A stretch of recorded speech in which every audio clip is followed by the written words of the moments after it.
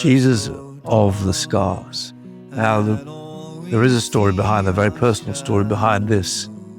My older sister passed away many years ago, and she was about 40, and leaving husband and two sons, 11 and 13 years old at the time. Such a tragedy for the whole family and for my parents. She was the only daughter. But of course, so many people suffer in these kinds of ways. It's how the world seems to be. But what did we do with it? And I wanted to honor her with a song.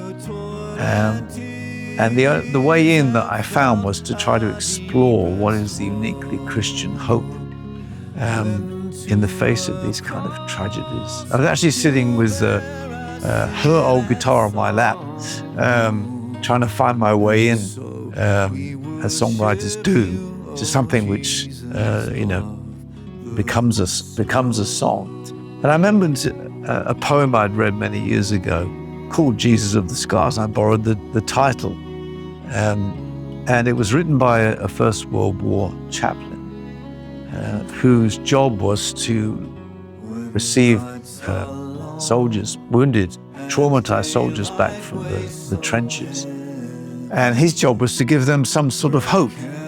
And this poem, which can be found online, in essence, he's crying out for help and saying, God, we need you now, but we need particularly you because no other God has scars.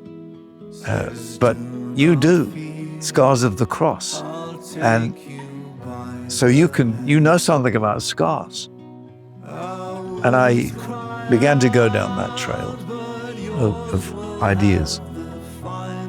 And thinking about scars, there is massive hope in Jesus' scars, because when he rose from the dead and appeared to his disciples, he showed them his scars, but he was alive.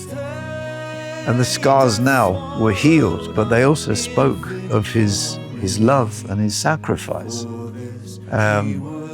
and of a future where death has been overcome, because that's what he did. He died, but he overcame death. He rose from the dead and invites us to follow him through his death into his resurrection, become part of it. Well, there's so much to it, but there is definitely hope.